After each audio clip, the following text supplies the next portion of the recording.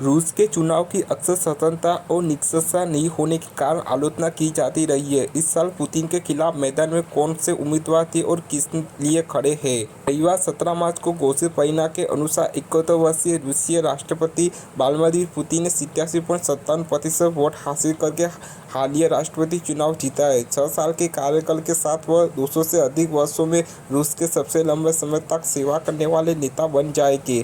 प्रधानमंत्री नरेंद्र मोदी ने सोमवार को पुतिन को बधाई दी है। उन्होंने एक्स पर एक पोस्ट में कहा, आने वाले वर्षों में भारत और रूस के बीच समय परिस्थिति विशेष और विशेषाधिकार प्राप्त रणनीतिक साझेदारी को और मजबूत करने के लिए मिलकर काम करने के लिए तत्पर है। चीन और उत्तर कोरिया के नेताओं भी रूसी राष्ट्रपति को बधाई दी है। इस बीच संयुक्त राज्य अमेरिका ने चुनाव की निंदा की है।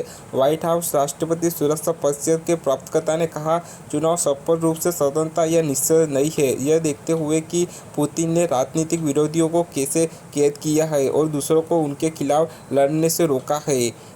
एलेक्सी नावल्नी जैसे विपक्षी नेताओं के मामले में जिनकी इस साल की शुरुआत में जेल में रहने के दौरान मृत्यु हो गई है, रूस में एक बड़े प्रतिबंधक राजनीतिक परिस्थिति तंत्र के प्रतिनिधि के रूप में देखा जाता है। इस वर्ष दौर में कौन नेता थे और उनका प्रदर्शन कैसा रहा है? रूसी चुनाव को अक्सर पश्चिमी सरकारों द्वारा आलोचना की बताया जाता है। पुतिन के शासन पर विपक्षी आवाज़ों को दबाने का आरोप लगाया जाता है।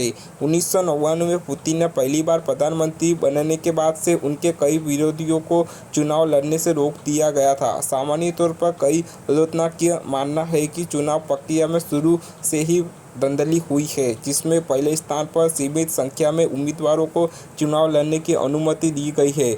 उनके तर्क यह है कि ऐसे चुनाव आखिर पुतिन के शासन को लोगों की इच्छा के अनुसार वेब बनाने के लिए क्यों आयोजित किया जाता है। जैसे कि काउंसिल ऑन फॉरेन रिलेशंस के एक लेख में कहा गया है कि सुनियोजित चुनाव आयोजित करने के लिए भी प्रयास और संसाधनों की आवश्यकता होती है।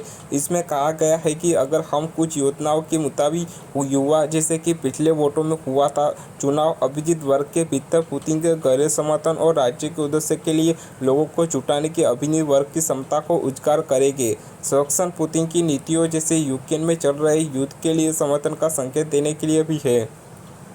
पुतिन के बाद शेयर के मामले में इस साल के चुनाव को 3 उम्मीदवार यह दिए गए थे।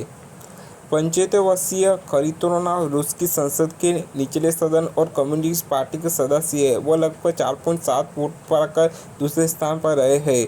उन्होंने इससे पहले 2004 की राष्ट्रपति चुनाव लड़ा था, जहां वह पुतिन से हार गए थे। हाल ही में जब बीबीसी के एक पत्रकार ने उनसे पूछा कि वह पुतिन से बेहतर राष्ट्रपति क्यों बनेंगे, तो उन्होंने कहा, यह कहना मेरे लिए नहीं है, यह सही नहीं होगा।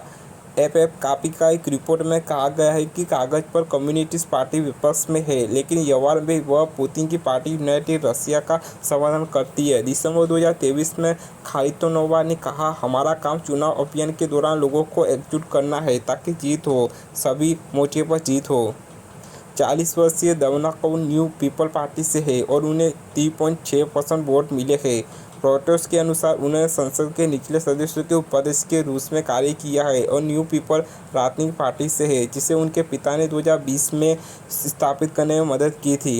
रॉयटर्स की रिपोर्ट के अनुसार दावेनेकोला ने खुद को लोगों की व्यक्तिगत स्वतंत्रता पर औद्योगिक प्रतिबंध का विरोध करने वाले और रूसी राजनीति के संदर्भ में ऐसे व्यक्ति के रूप में स्थापित करने की कोशिश की है जो अधिकार उदार है।